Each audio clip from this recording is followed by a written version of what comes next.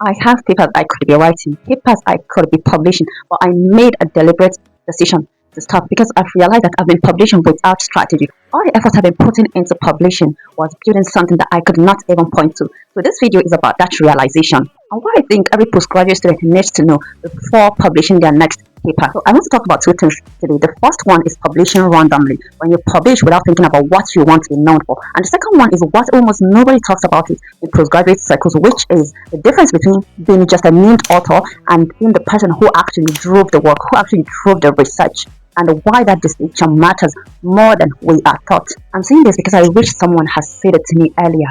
So let's get into it. First thing that I need to say is that publishing is hard. If you've done it before, you know. The writing, the submitting, the rewriting and revising, and the waiting, the rejection, it is so hard.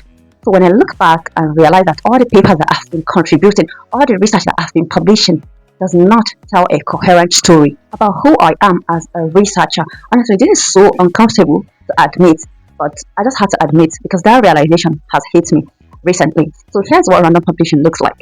You write on anything that is publishable at the time. You write based on the data you have access to. You write what your supervisor assigns, or you write on trending topics. So you end up having a publication list that does not tell a coherent story. So when someone reads that list and asks, what is this researcher known for? What is their specific area of interest? What is their expertise? Answer is unclear. And in academic career, especially when you want to move into lecturing or grant applications or research leadership or consultancy, the main thing that opens doors is your expertise, a research identity, not just a list of publications. Because funders want to give money with a specific track record in a specific area. Institutions want to hire people which their expertise can fill their gaps. You just want a reviewer who are known in a particular field. So all of these things require a specificity. It requires a research identity. You have to be known for something. Now, the uncomfortable question that I had to sit with, if someone should hear my name from my field, what would they associate me with? The answer was unclear, simply because I've been publishing randomly. I want to make something clear here. I'm not saying that early career researchers should refuse any publication that falls outside a narrow lane. I'm not saying that they should refuse collaboration. Opportunistic publications have their own place, but there is a difference between occasionally publishing outside your focus and not having a focus at all. The question is not what can I publish. The question is what I want to be known for in 5 years. And working backwards from that question changes how you prioritize. For me, that question has been harder to answer than I ever expected. And I'll tell you why in a few minutes. But first, let's talk about the second reason why I paused publishing. When most people think about publishing a paper, they think about getting their name on it. They think about being listed as an author. But there are different types of authorship. And that distinction matters a lot, even more than postgraduate students are ever taught. In most academic systems, the first author is seen as the person who did the primary intellectual and practical work. That person is the person who designed the study, led the data collection, wrote the first draft. In fact, that person is the person that drove the paper from idea to submission, while the corresponding author is the person who is responsible for communicating with the journal. And in many institutions, this role is seen as a leadership role, as a person who led the work. Signals a lead, while being a co-author, such as the third author, fourth author, or the fifth author, means that you've contributed to the paper, to the research, but doesn't mean that you led the work. You are not the one who drove the group. And in many academic institutions, or when it comes to promotions or grant applications or some type of job, they distinguish this authorship clearly. There is a difference, because I've seen a job application that specifically stated that you must have been a first author or a corresponding author, not just author, a first author. What this means is that if you spend years contributing to other people's research, adding your name to collaborative work, that does not signal a lead. Someone else is a leading. So you may have a long publication list that may not qualify you for certain positions or some certain job or roles that you might be interested in the future. And that would be a painful realization, especially if you've been working hard and genuinely contributing. So I had to ask myself honestly, how many of my publication I was genuinely the driver?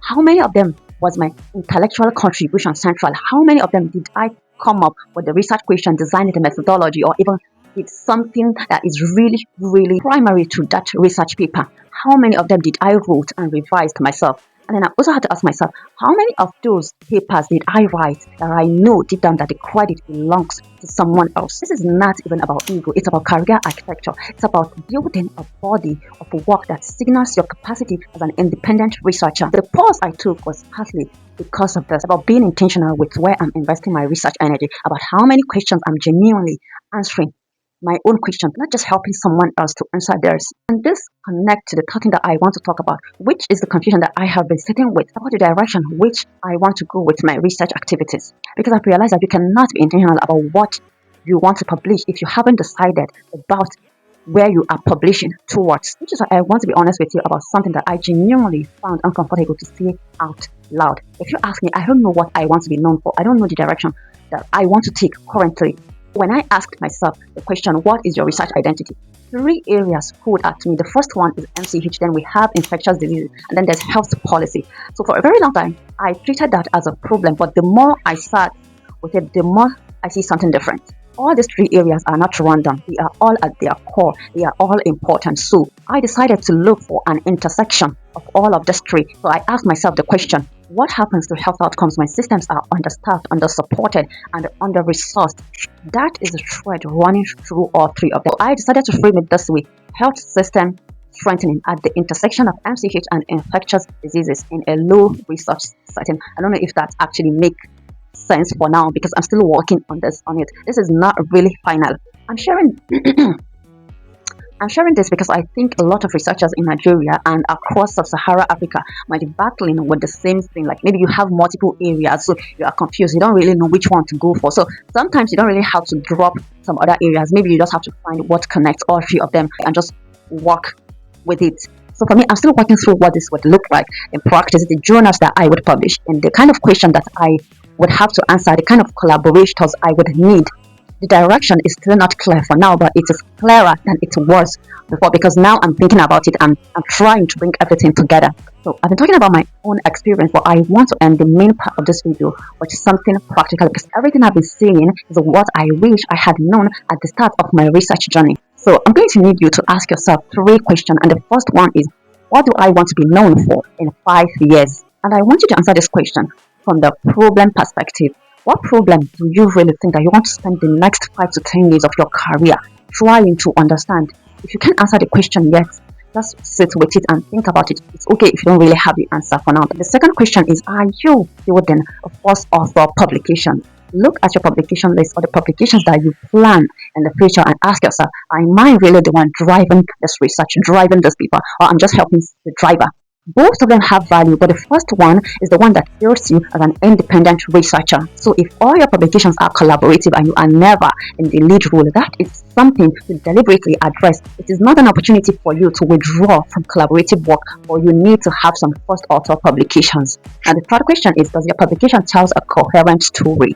If anyone should look at your publication list, would they be able to see that, oh, this person is specialized in this area, or you are just a generalist who published across disconnected topic areas or research areas? Now, both identities can succeed, obviously, but only the first one is easy to sell. And in a competitive academic environment, being easy to categorize as an expert in a specific area is an advantage that compounds over time. Now, you don't have to have all the answers to all of these 3 questions. I don't as well.